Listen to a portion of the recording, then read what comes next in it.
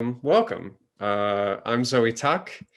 This is the last, I think, the last of the Zoom-only Belladonna In-Flux readings, hosted by Alma Valdez Garcia and myself, and an immaterial James, who's maybe calling into this. The Zoom era for Belladonna is ending, but also hopefully not as a tool for accessibility. Hopefully we will continue to have live readings, but also, do the live broadcast and do the recording. I think that is a good practice that we, hopefully if we didn't know it, we've learned it.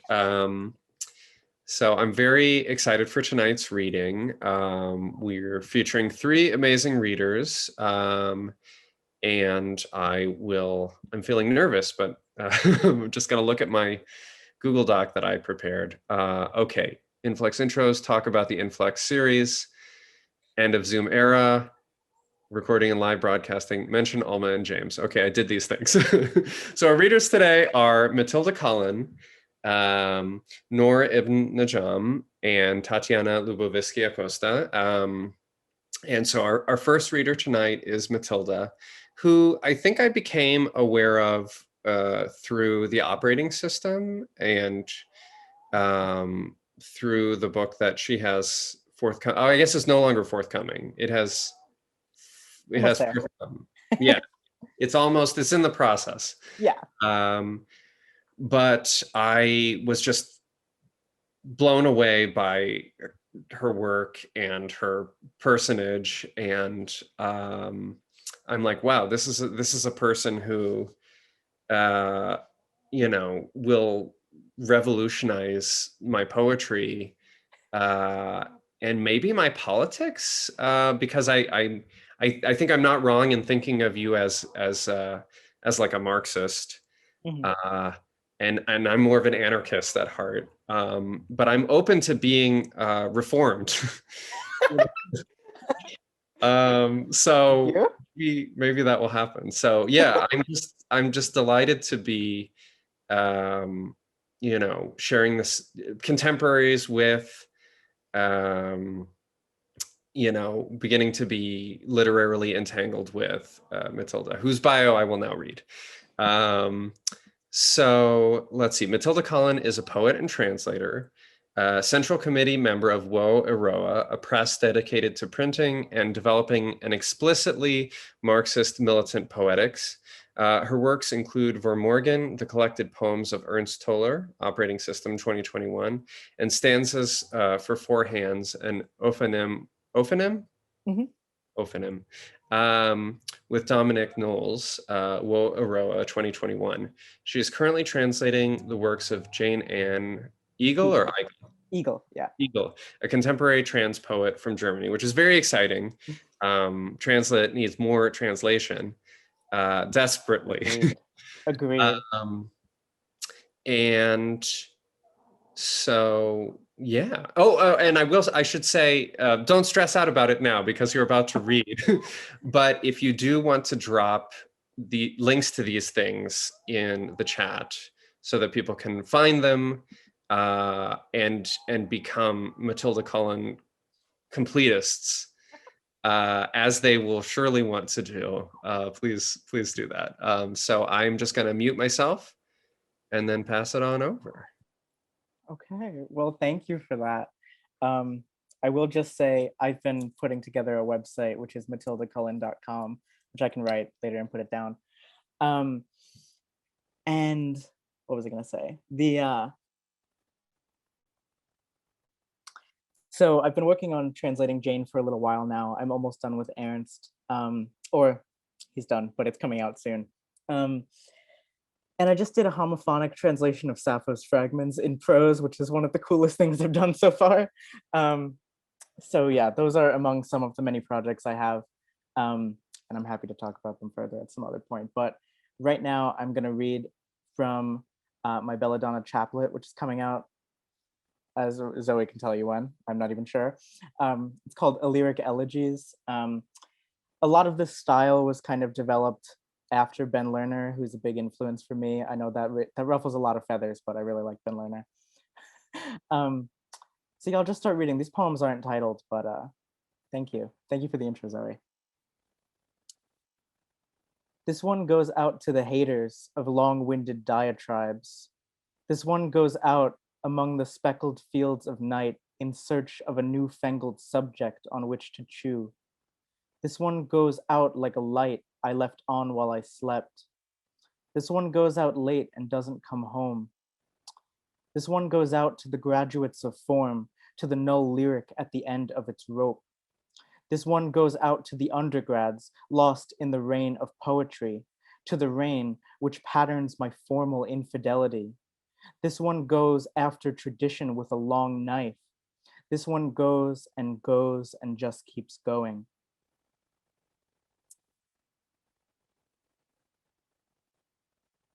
To be honest, I was pretty pissed to learn I hadn't split open at the instant of contact. You had made me into some sort of cold appendage on the official body. I was in bloom, was herald. It was all a kind of dance, a fluid to match students with scholarships and so on. We called it the game of the day. It was emotive, made us notice that every morning the neighborhood scrambled like eggs, like ants, in the impending terror of no parking street cleaning. 73, give or take 2 degrees and humidity. This gesture, everything you said it would be, receding, beginning to recede.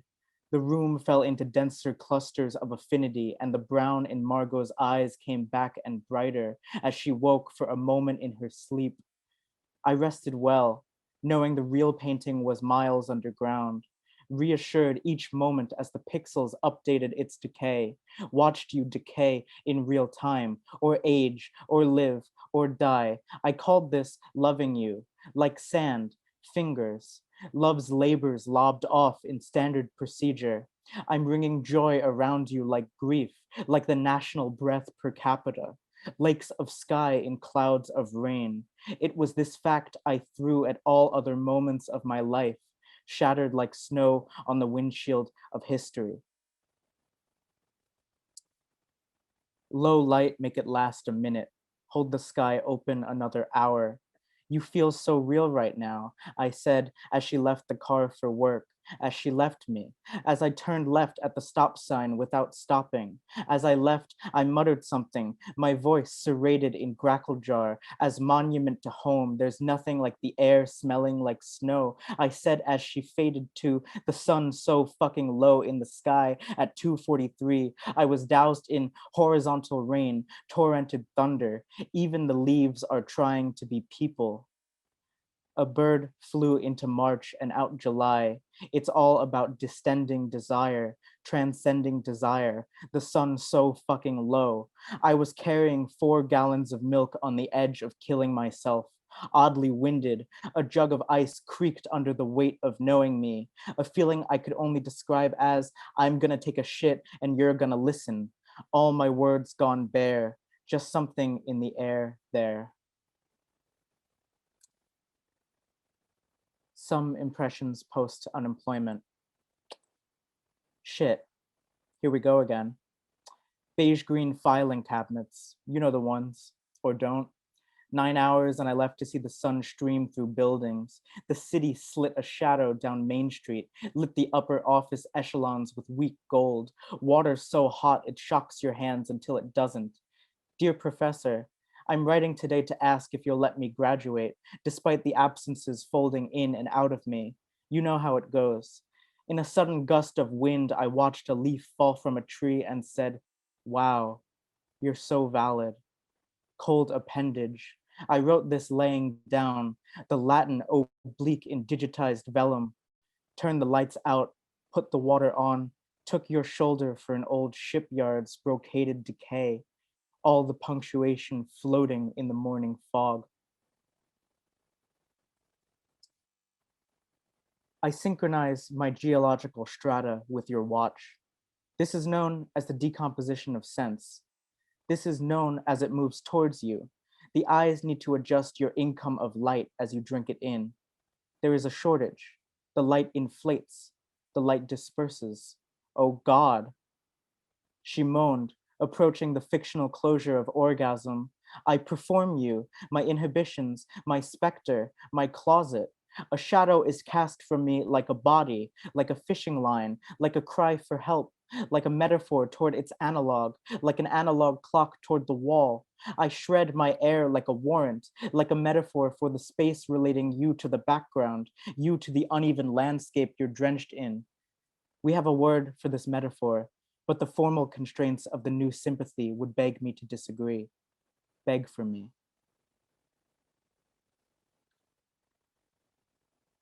I still dream of thunder running across my bed. Little sliver of pink wasn't anything, left me wanting, let the sky a little marrow from its bone. As the lyric arms race cooled down, we sawed off our legs, filed our wings with the Department of Defense, with iron filings, and fell. In the race to sew our arms back on, the doctors were sorry. The sky was breathing at me through the window. Beige green filing cabinets, you know the ones, or don't. Even now, renounced of psychiatry, I return to the medicinal relay. They keep asking me what the tattoo means, as though it ever could. If brass awakes a bugle, it says, oh fuck, not again, and dissociates, allowing the player to let themselves in. The skin attempts to string itself along. I shed my air like a warrant, like a cloud erasing its shadow. It's never the memory, but the echo of its rustle. This next poem was written when my landlord tore up my driveway without telling me or my roommates, and Louise Gluck won her Nobel that day. So Louise Gluck tore up my driveway in celebration of her Nobel, said it was a desire to produce an ongoing experience of longing. She looked back at me through the eyes of judges, her hands marred with my asphalt. She said from behind 1,000 eyes, art has not yet declared itself, told me to turn around, little man, and walk on home.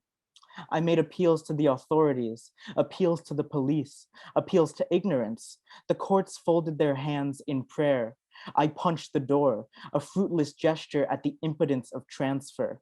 I should probably clarify, it wasn't my driveway, but the one I expect to use in return for my rent. A practice I abhor, obviously. I am ruthless in my syntax, ruthlessly abating. Oh, my people, are you not terrified of how these cards decline? The doctor told me she would never speak to me again. I can't believe I have you, she said to me. It was a miracle, a communism collapsing speech altogether. We spoke with our hands, our eyes. Even this metaphor metastasizes in the social body, producing more speech. The preference for sight in metaphor blinds me to other modes of seeing. Empire in my eyes, closed a curtain across a landscape. The words dance and won't tell you why. This is a refusal to assign meaning to arbitrary movement. The sweep of people across is all the sense there is. Just the sun now, all air. And this is my last poem. Because I was a woman of structure, because I shattered like the corporate glue of effect, because even metaphors collapse on their antecedents like a room, because, like a room, I'm full of smoke and coughing up simile, because I washed the patronym, let it hang on the edge of its seat, because a line is pulled across the nation with sobs, because the line is a tower built to sway, because the exchange rate between our libidinal economies has plummeted, because the rate of profit tends to fall like a tower, because lines go up only to be torn down. Thank you.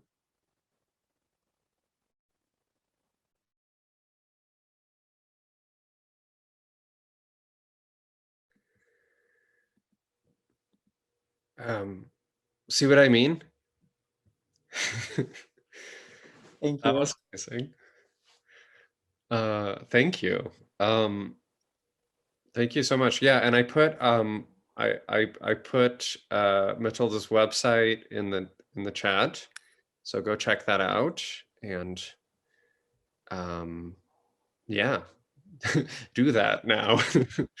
Oh, I'm rusty hosting things. Okay, so one trick of the hosting person is that you make the announcement that you need to make in the middle of the reading before people have trickled out. I see you, future tricklers. Maybe there are some of you. So I just wanted to mention that we are having another great reading soon. This one is on the 17th. It is in celebration of a new book by Minnie Bruce Pratt. And there's some great readers, including Alma. Are you reading at this? Yeah, I'm reading at that too. Yeah. So, I mean, if nothing else, come for Alma. But also, yes, also Minnie Bruce Pratt, also Rachel Levitsky. Who else is going to be there? Do you remember? I really should, since I'm in this. Let me just look at it. I'm just opening the Eventbrite page now. Yeah, Irina Klepfish is the other reader. So that's going to be a good one. June 17th. And I will say no more about it. So our next reader today is Noor, who, yes, it will be a very good way to kick off summer. Yes, our next reader is Noor. I first heard her work on Avron Keating's podcast, Waves Breaking. I was like, wow, this is one of my favorite interviews of this podcast, where most of the interviews are interviews that I really like.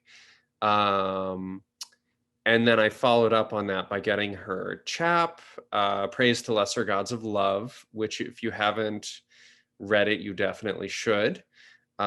So I'm very grateful that she agreed to be here tonight. I think you're in for a treat.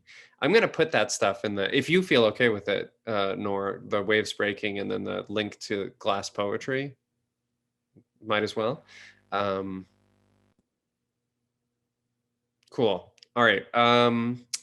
So yeah, I'll just read the bio and then have done with me for another few minutes. So Noor is a poet trying to live in the world, currently in West Philly. She thinks the truth exists. She's a fellow of Callaloo and The Watering Hole. Her work has been / will soon be published with Muzzle, Diagram, ANMLY, and others. Her chapbook, Praise to Lesser Gods of Love, was published by Glass Poetry Press in 2019. Please give a round of applause to Noor.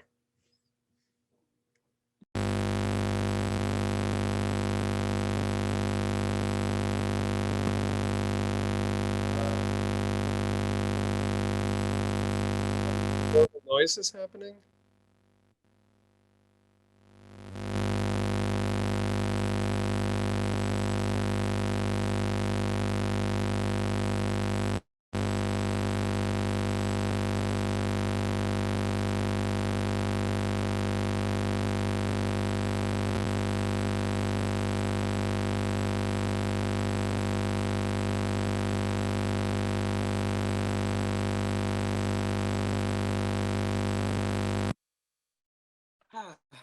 Sorry, can you hear me now? Maybe. Okay, good. Sorry about that. I've been having some problems with all of the audio stuff today. But I was gonna say, I'm gonna check in about that now, because once I start, I'm just gonna read one long poem. So what I was saying when I was muted was thank you, Zoe, for like seeing that connection between us as like, writers and following up on it. I really appreciate it. And thanks, Belladonna, for hosting this. Right, Mercury retrograde, we hate to see it. So yeah, I'm gonna just read this one long poem and then say goodnight. Thank you for listening. Also, shouts out, I have many loved ones in the virtual crowd, so I just wanted to shout out everybody who came to support me, so thank you.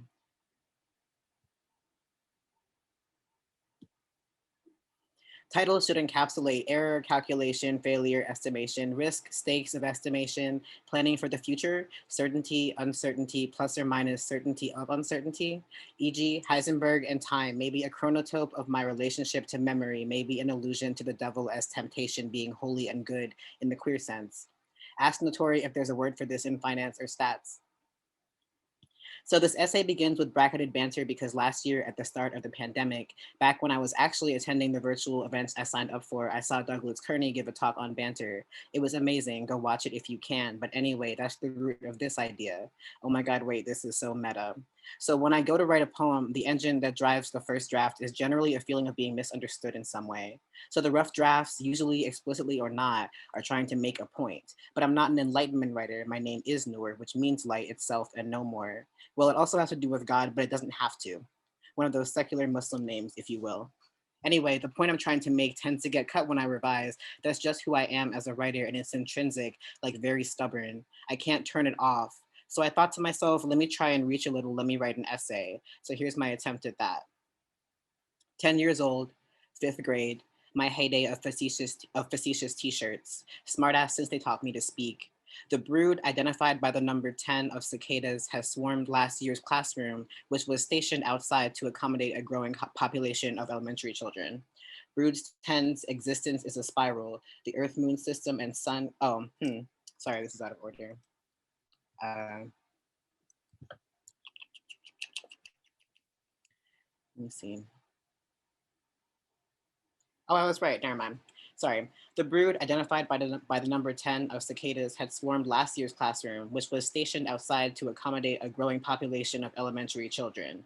Brood 10's existence is a spiral. The Earth, Moon system and sun count 17, and surer than statistics, a horde of too big, devil-looking insects emerges through those soft, almost fluid bodies buried beneath the curved line, between death and breathing, the horizon. Horrified, we couldn't keep away. Cicada in a jar with a leaf.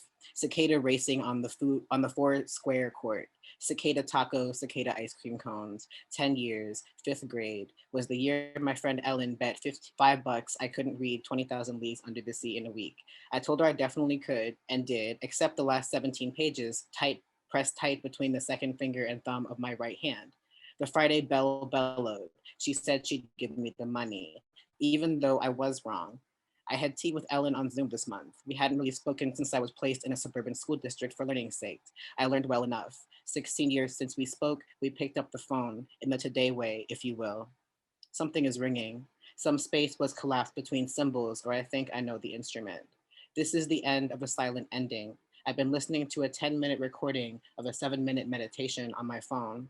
I noticed the end of chanting. I noticed the silent second slipping, but when the bell rang, it was as if no time had passed at all, as if I'd been asleep and then had broken the wet surface of slumber. I wrote called, I ended and began a paragraph, and a bell rang. Quiet has the power to collapse silence to an alternate state. If I never spoke again, if I took that vow, I could never be silent. Fingers still twitch to stem on paper, heart still beats, lungs still moves air between, inside and out, all the bellows. In this world that changes because I am here. Even if I quiet the reason, I've learned enough to know writing is speech, to know dance and yoga is speech, to know walking down 52nd in a backless crop top, denim short skirt and boots, the saliva hazing the image of my toe is speech. The tempted denounce me in whispers, was. For a time, the global pandemic has collapsed the world. For a time within this, the government mandated masks protected me, obscuring my facial hair with dark fabric. That time is gone, for my decision to grow my beard fuller, wilder, has made me more visible. I'm exposed to water dropping from the mouths of strangers, these particles of breath, this mouthy slime, cocooning the possible sickness exchanges. Against transphobic aggression, today is Trans Day of Visibility. I don't celebrate this or Ramadan or Black History Month or any holiday obligated by identity that is separate from my life's breath.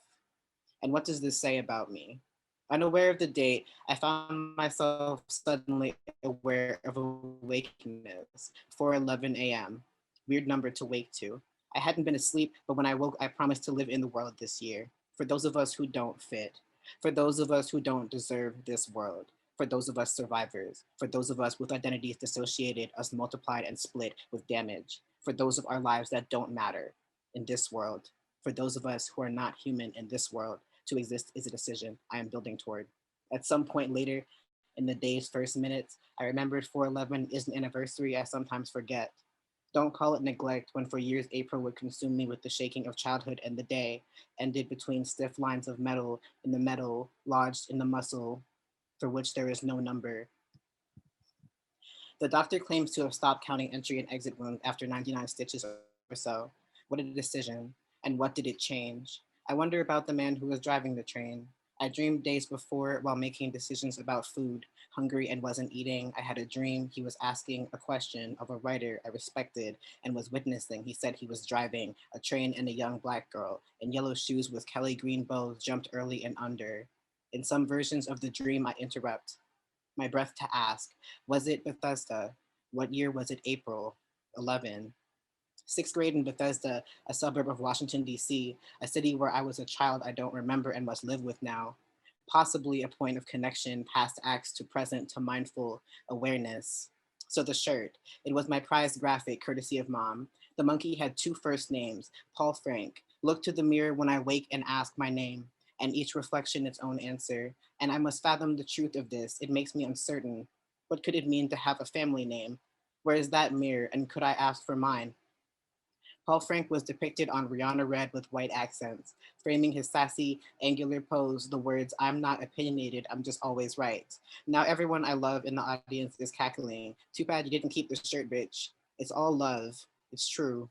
Even my mother says I'm rigid. You don't know her if you only know me by writing, but trust in the irony reflected. You've been the same bitch since your mama gave birth. It's true. I love people who rotisserie my antics. Roasting is our culture of checking. I need to be reminded. I'm not opinionated. I'm just always right. If you're not familiar, trust that while I don't remember the existence of that mark, the punctuation makes sense when you consider Paul Frank's style and aesthetic meanings. Ellen and some other kids asked what opinionated means. Having looked it up, I told them. Rigidity has been associated with social pragmatic communication disorder, autism spectrum disorder, borderline personality disorder, and other recorded and erased and recorded sicknesses. But fuck the DSM. It told me I don't fit. It told me what happened after impact. It told me. It pretended to mirror. It entitled itself to give me a name that fits, actually. It allowed a woman who knew me only by my singular responses to a testing 6 hours to give me a name and name and name and name as if she were my mother. But my father's mother named me, as if she were a mother. See, I flexed there a little. Wonder if I can get away with a wink emoji, but I will not. There are too many distractions in my speech already. Like this one, this whole passage is way out of control. It's not adding up, too much chatty tangent. Break here. Someone I love and respect currently is writing some crap about the vaccine on social media, on her soapbox in the Today way, if you will. It's almost April. This is the world's season for unapologetic bullshit, better known as Aries season, the lunar beginning, the number one. Of course, the whole Lunar New Year thing is kind of foolish too. Who could be so self-sure to turn to the moon's organic life cycles, its natural dance and yoga, and say, you start here, as if lunar geometry were something reasonable, something to be reasoned with, just because they noticed a pattern. Such self-sure reasoning could only belong to the man who leads my meditations on moments of confusions has been recorded to inform me that yoga was created by divine calculation, by humans. The movements are determined based on over 100 chakras alignments. But don't quote me. Last time I checked, there were like 9 chakras and they corresponded to a rainbow of some sort. Something like that. Clearly, I know nothing about chakras, except that there are like 9 of them and they correspond to a rainbow of some sort, but that might be wrong. Most people I know who I identify as radical queers would call the anti-COVID vax post misinformation. And I mean, yeah, it's true, but I follow her anyway. And I follow her new account created specifically for posting this misinformation. I don't want to explain, but if you want to know, ask. I just think she's doing something important that has nothing to do with being woke, as she says, nor with the facts cited, the numbers collected over what has to be like a few months tops. I mean, they just started administering the vaccine, for fuck's sake. Would have felt like the entirety of time if I'd only been alive a few years. The argument is supposed to be the vaccine's too new to be safe, rushing, red tape, the data is inconclusive. The medical people, they don't care about us, they just want money and control. And here you are, suddenly sure of like some weeks of data. Okay, girl, I'm gonna walk on by. I got my second injection 2 weeks ago Saturday, though I wasn't sure. It's Wednesday now. I woke up and it's 4:11. I haven't been resting. Did you ask? I'll tell you. I follow her and her new account full of false facts. CDC says it's safe. Scientists says they studied the Rona for like almost a decade. The vaccine is safe. The vaccine is safe. They say not a cure, just meant to make us safe, make us feel safe, even if we carry sickness still. I won't explain the parallel, but go read the evening and the morning and the night. Find yourself, as I did a few weeks back, laid out on the mat I'd later dedicate to meditation. Try to say something, but unable, try to sleep. Wake and request the book from the library, which recently reopened to patrons with masks and restrictions. The CDC can suck my dick. The CDC doesn't give a fuck about us. That's the truth. Don't quote them or anybody else at me. Nobody knows what the fuck is going on, and that makes me angry. And what will change? Right now, the world is new in a more obvious way. I believe if we had been ready, all the towering white phalluses would have burned back down to the fertile earth, to the potential energy of flammable things, to good gray possible ash. We aren't there. Personally, I cope with disappointment by remembering the fraudness of misinformation. The world in front of me, this rigid construction of experience and thought, of illness and memory, and how will I remember this year? And will this grief of this time, the long quiet sentences served between loved ones, the extra dimensions of wrong, will the truth hit me one day and break, leaving me gasping, awake? Did you ask? Ellen is white and I'm a separatist. It's been 17 years since a plague of locusts stormed the Capitol. Brood 10's uprising is spiraled. The earth, moon, and sun count 17, and there they emerge again, those ugly devils through speechless bodies and dirt. The curved line between death and air. Did you ask? Did you ask? I was 16 and jumping in front of a train. On the red line, 16, I wore yellow shoes, Kelly, green bows and denim shorts, ask my ears, ringing with voices, paramedics, pulling me back to the surface of chaos, open-mouthed, wide. Oh, I writhed in the track's gray grime and some of my blood. I said I don't want to die because chronic suicide associates everything. I call my name a beginning. In 17 years, this time will be nothing but a star. A possibly dead light strikes the mucous membrane of my eye tonight. I'm done now.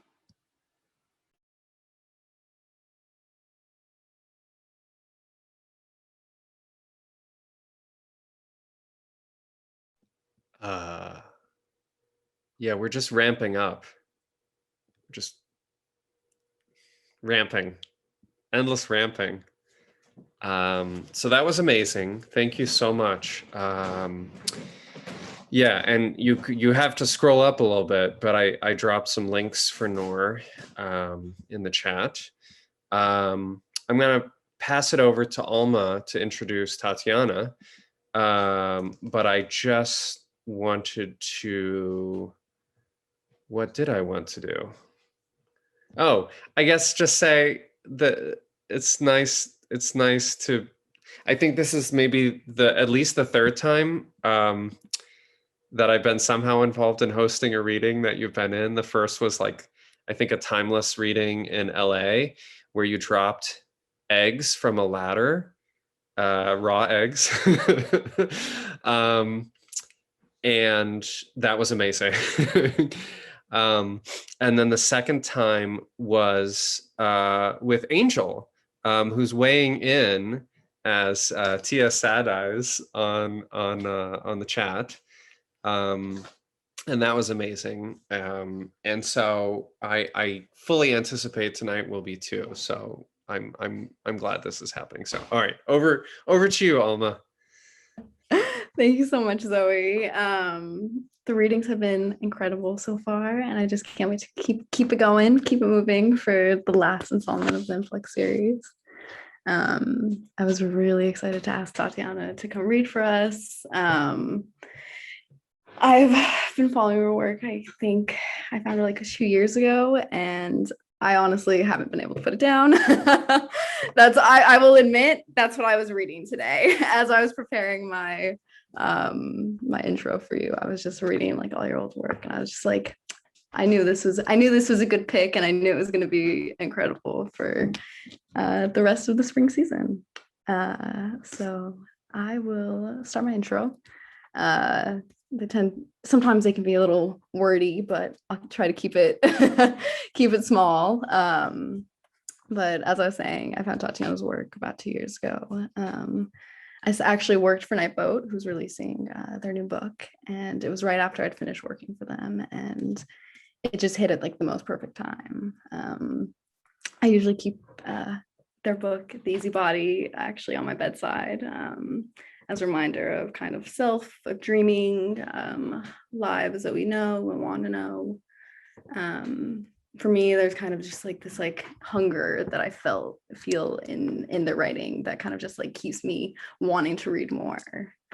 And the biggest thing for me, like something I found myself seeing and emerging within their work, was kind of how dreams enter intentionally and without permission throughout our lives, in kind of like all aspects of it. Dreams kind of as like a place where work begins, continues, past what we can see, past ourselves, and past kind of like what we can see immediately. It's a way of melding the present with reality, with science fiction, with the past, and with kind of like wanting to know more about the unknown. And I think that requires a lot of like care and work, which I find is most essential. It's a way of communing, kind of like when we can't have our bodies and when we need to be out of our bodies. And for me, that's what Tatiana's work is.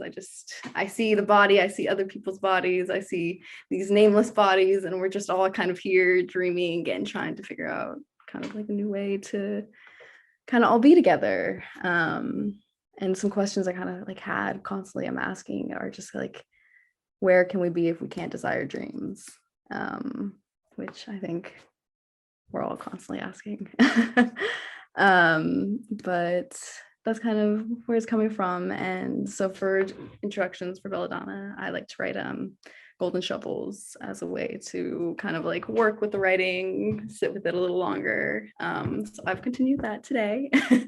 And I pulled a line from Tatiana's book, The Easy Body, and the line is, "We were all kind of hungry."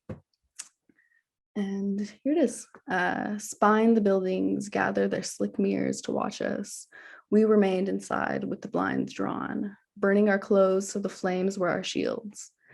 As we climbed down the fire escape, knowing full well that all the cameras could catch us. But remember, if you just keep on some kind of mask, we'll all be able to one day take care of those pesky surveillors once and for all.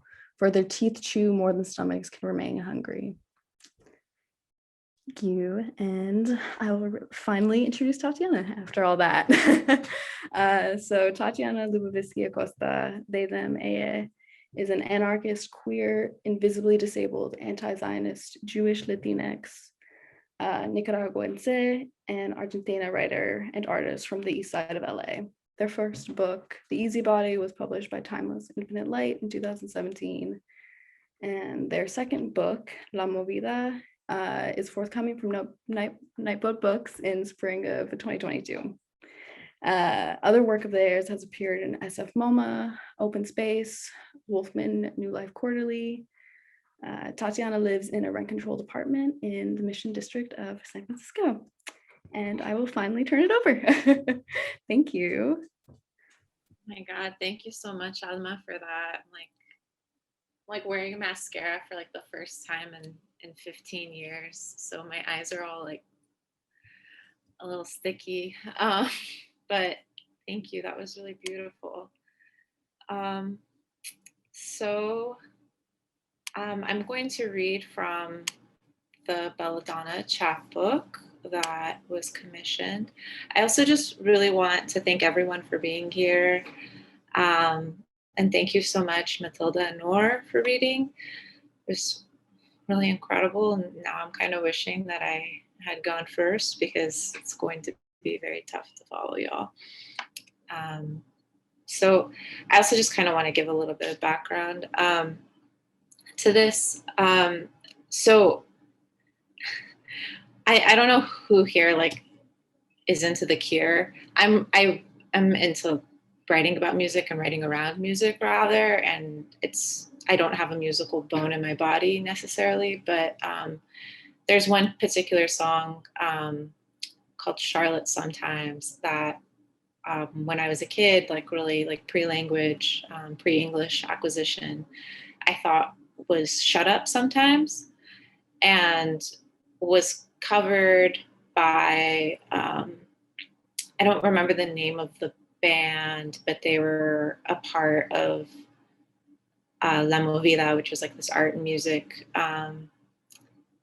movement that happened in Madrid right after Franco fell. And I think the most popular example of something from La Movida are the films of Pedro Almodovar. But someone covered it, and it's not available. I've only heard it like on a bootleg tape, but they covered it as Carlotta a veces, Carlotta being Charlotte in Spanish. And that's when I found out that it wasn't Shut Up Sometimes. But it's a song about a children's book, and this character Charlotte, who finds a diary, I think, in like the house that she's just moved into, and then she like time travels between like her time and this time, like in like early 19th century England, where she's like living in a boarding house. And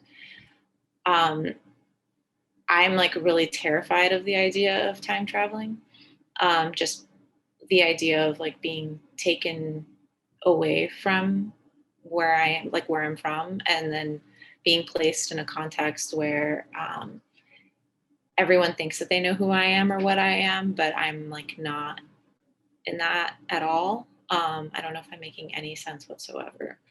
But I thought that that was actually a really good allegory for depersonalization and dissociation, and especially that comes from folks who are survivors of childhood sexual abuse. So that is what this chapbook is about in some way. It's very sketchy, but it's called The Future Imperfect, which is a non-existent verb tense. The future imperfect is not a tense, yet I need it to be. The future imperfect is I will do something, and the conditional is maybe I will do something, but the future imperfect is science fiction. If science fiction was alchemizing your desire to exist in the future into conjugating some verb while talking to another, it's imperfect because it is fiction. Star-crossed in pleasure, the stream flows on by, can spring be far behind. At some point, the velvet season makes a switch from late May to late September, but I'm still here, fasting myself into rich, agonizing, never-ending fucking sunlight. Having ancestral roots in places where it's either raining or not, or where my birthday is in late winter, Persephone is a party girl, exhausting me with her desire to rage. Up and down, a peach fast frozen in that moment, its sweetness glances at fermentation, the pool of the rock seduced by the glass. The only thing that blooms and coats with its pollen is my charming ability to dissociate when pleasure is mentioned. Would you be more charmed, I asked, if I referred to my dissociation as time travel? I told them that it was impossible for me to imagine any kind of future beyond the next 36 hours, which was an exaggeration. It's more like 12. I told them, it's like long-term memory loss, but for the future. It's like being Cassandra, except no one believes me about the past. Everyone else has moved on, forgotten, assimilated. I get to swallow the thread. I get to remember and stay in the maze. If I tell you the truth, you'll read it like fiction. If I hold up a mirror to its mouth, if you use it to see behind you, maybe you'll notice that there will be a certain shapeshifter, familiar and surprising. You'll notice the truth as they disintegrate into the air, leaving behind veins and minerals and water. And you'll need to ignore that. Ignore the high ponytail and the broken teeth stained with lipstick. See instead the reason for the lability and tendency towards avulsion, the reason for lipstick. See the docility, the misplaced desire. And you won't want to. You'll try to remember what's now a pool of blood. You'll try to reassemble them in your memory, and it's not going to work. You're going to want to pretend this is a story that someone you never believed made up. You're going to pretend this is fiction and keep refusing to be a sybil of your own demise. No one that stupid, you'll reason, can be divine and serve themselves a visual parasite. The embroideries feature an empty chair at a family gathering, a missing person noticed among the portraits, a demonstration of mothers and grandmothers and sisters and aunts holding banners among the white houses with the red tile roofs, a joyful spider sun above the demand for truth and justice, a van waiting with 2 police officers ready to attack. The embroideries were an act of the present progressive when they were made, when their makers were being forced to live in an alternate reality. My science fiction requires that I be able to enjoy, that I sense, that I honor my feelings and thoughts and how they connect, that I demonstrate what I see, no more flatness and abundance. My science fiction likes to be touched. When problems are repressed and only the positive is worthy of mention, then the exciting becomes sterile on the page. Okay, thank you.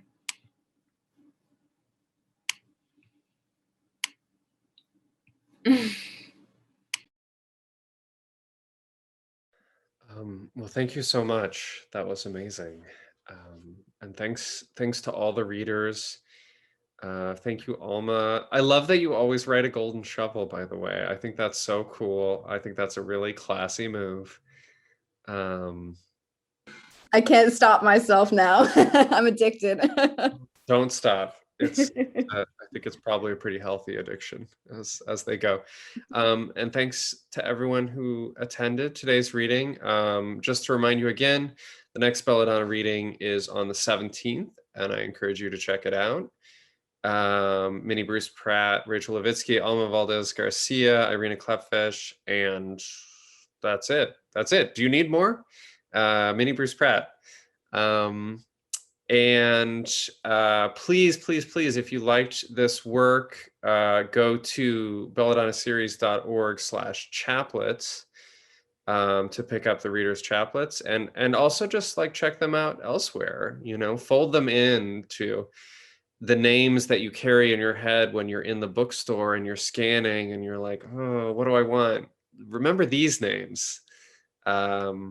Anyway, thanks everyone for coming today, and just have a lovely rest of your evening.